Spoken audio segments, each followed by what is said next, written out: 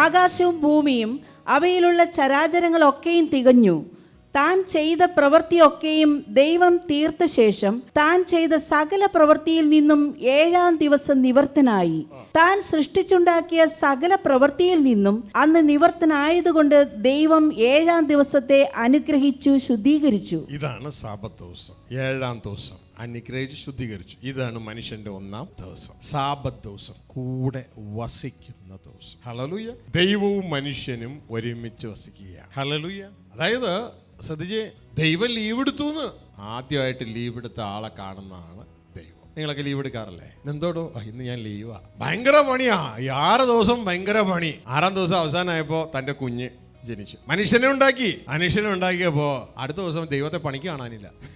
ഒരുപക്ഷെ സൃഷ്ടിയോട് ചോദിക്കും, എന്താ ഇന്ന് പണിയില്ലേ? ഇല്ല, ഇന്ന് ലീവാ. അതെന്തുവാ? സാബത്ത്. എനിക്ക് സന്തോഷമാണ്, എൻ്റെ മക്കളോട് കൂടെ വന്നു. ചിലർ പറയാറില്ല, എടോ ഇന്നെന്തോടോ ഓഫീസിൽ കണ്ടില്ല, ഓഫീസിൽ നിന്ന് ആരോ വിളിച്ചു, ഇന്ന് വരുന്നില്ല നിങ്ങൾ? ഇല്ലടോ, ഇന്നലെ രാത്രി മോൻ വന്നു ഗൾഫിൽ നിന്ന്. അപ്പൊ ദൈവത്തിന് എന്തായിരിക്കും, ആരെങ്കിലും അങ്ങനെ ചോദിച്ചെങ്കിൽ ദൈവത്തിന് എന്തായിരിക്കും പറയാനുള്ളത്? എന്തുവാ ഇന്ന് പണിക്ക് കാണുന്നില്ലല്ലോ? ഇന്നലെ വൈകിട്ട് മോൻ ജനിച്ചു, അതുകൊണ്ട് ഇന്നില്ല, പണിയില്ല, സ്റ്റോപ്പ്. മനസ്സിലായോ? അപ്പൊ ആദ്യമായിട്ട് ലീവ് എടുത്ത് മാതൃക കാണിച്ച ആളാരാ? ദൈവം. ഹല്ലേലൂയ. എന്തിനു വേണ്ടിയാ ലീവ് എടുത്തേ?